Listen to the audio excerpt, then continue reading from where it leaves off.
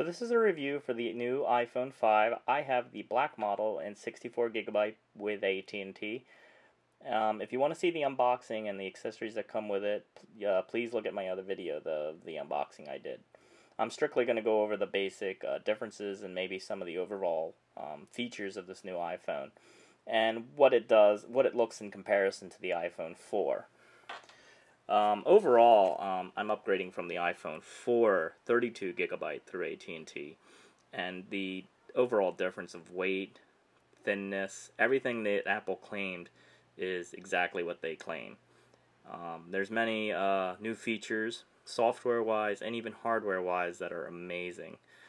The first thing that most people will recognize is the new Retina display, the 4-inch widescreen multi-touch display. The resolution of this puppy is 1136 by 640 pixels at a resolution of 326 pixels per inch. The typical contrast ratio of the screen is about 800 to 1 with a maximum brightness of 500 CD/M2. It has a really cool fingerprint resistant coating on the front. From what I've noticed, that it just makes it easier to wipe it off, and it's pretty nice. I have to say, the way the build quality of this phone is much better. I mean, the back sports now a new 8-megapixel iSight camera. It supports panorama video recording of 1080p. It has a new FaceTime HD camera, which is now 1.2 megapixels, which they never really released what the quality of the video on the front was. And it has all sorts of new stabilizations, and the feature sets of this new phone are amazing. Another neat feature, which is kind of cool, is the new Nano SIM. As you can see, the one right next to here is the micro SIM. But if you can look at the comparison between the SIM tray with the micro SIM and the Nano SIM and the micro SIM together, you can really see the difference. And even holding it in your hand is amazing. Like, it's so tiny. There's differences beyond. I mean, they really redid and changed everything about this phone, from not just the overall length, but even like things like the dock connector. Now they're sporting a new Lightning connector, and when you look at these comparison, like from the iPhone 4 to the iPhone 5, I mean, you can see what they've done with it. I mean, they definitely added a headphone jack at the bottom, made the dock connector smaller, the speaker's bigger, and the microphone is about the same size, maybe a little bigger, but they have a little bit more real estate to play with. The power button's just at the top versus the iPhone 4, where there's a headphone and a power button at the top, or sleep wake, whatever you want to call it. The side controls are pretty much the same. The rocker for the sleep wake, the vibrate function, and the volume, pretty much the same, just a different location, obviously, because it's taller. And even at the top now, they even have the iSight camera now above the ear jack, which used to be to the left of the earpiece. And from what I understand is there is a microphone in that earpiece for like noise cancellation. There's a microphone on the back. You can see that little hole for the when you're videotaping, which is really cool. And obviously your microphone at the bottom next to the headphone jack. So overall, this phone is amazing. The quality, build, I don't know if you can see it, but they were talking about these tapered edges and everything that were done. I don't know if you've seen the video online of how they built this phone, but the quality, just the way it's put together, the craftsmanship of this is amazing. I've never had a product this exactly built. And the way it feels in your hand is just, I can't even explain it. But it just feels amazing. So on the phone itself, you can see the display if it focuses. There it goes. Obviously, I didn't have Siri before, so to have Siri is quite nice. They have this new passbook feature for iOS, which is kind of cool. The new Maps icon, which has all the new maps with a 3D. Now, a lot of people are complaining about the new iOS because there's some bugs. Sure enough, there will be bugs. Of course, there's no YouTube with the new iOS 6, so I had to download the YouTube app.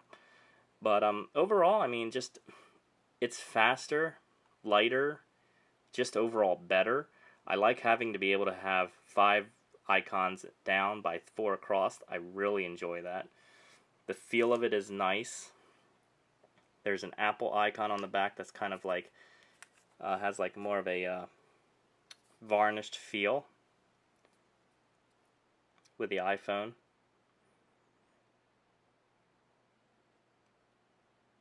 Yeah, this is a pretty nice phone. I would highly recommend people who are on the fence about getting an iPhone or Droid, look at both carefully. Apple chose this design based on many reasons. There's iPhones, there's phones out there, smartphones that have much wider screen from left to right. You know, they're huge. They are very big screens. They have 4.8-inch screens out there. But what Apple has stressed is that your thumb can only go so far in one hand. And it's very hard to reach over this far. It doesn't feel right.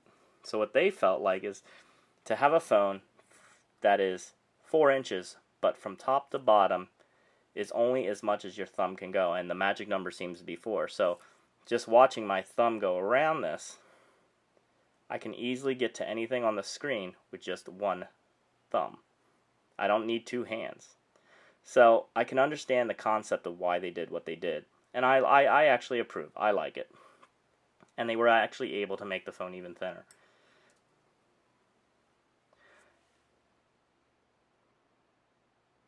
So here's something else. If you want to look into the phone feature, they did reformat this keypad. This is what the keypad looks like on the iPhone 5. Even though it looks the same on the iPhone 4, if you do comparison, it does look a little different since it's a taller screen. So they did all sorts of different things to format the apps. Like when you go into text, you can see the text that I have here. Just more room. It's amazing. You can even see the calendar. The calendar's big. You were never able to see this much before.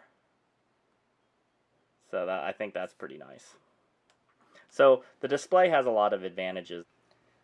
When comparing it to the iPhone 4, you can see the difference. I mean, it just feels heavier, it's thicker.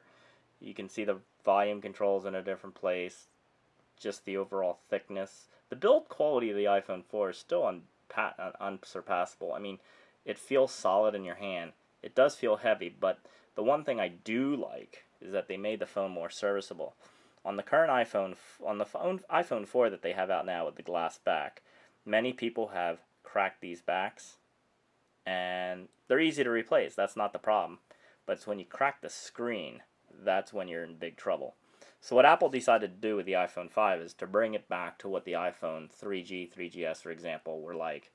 There were 2 screws at the bottom. Now on the iPhone 4, these 2 screws, they only took off the back panel. So what you had to do is you had to take off these 2 screws, take off the back panel, dig through all the parts in the phone to take off the LCD screen. On the iPhone 5, there's, yes, still 2 screws at the base of it. But now, the back doesn't come off because it's a unibody design. What happens is when you take the 2 screws off at the bottom, this screen just comes off. So if you crack your front screen, now all you have to do is take the 2 screws out, pop the screen off, put a new one on, and you're done. Repairability on this is going to be much easier, and I think people, when they drop them, they're not going to be like, oh my gosh, my phone's dead, I'm screwed. No. Just 2 screws, pop the screen off, and you're good to go. And even if your battery dies and you need a new one, you can pop the screen off, put a new battery in, put the screen back on, and you're good. You're back in business. So I hope this gives you an overall concept of what the phone comparison is to the iPhone 4, the thickness, the thinness, just the overall build quality. The materials they use are top-notch. So overall, a great phone. Highly recommend it. And let me know what you think of your iPhone, or if you plan on getting the iPhone 5, and what your thoughts are. They still have a lot ways to go with the software. They have a lot of glitches and bugs that they need to work out, but they usually fix them over time. But overall, the hardware, it's top notch, and I'm really, really happy with it. Thanks for watching.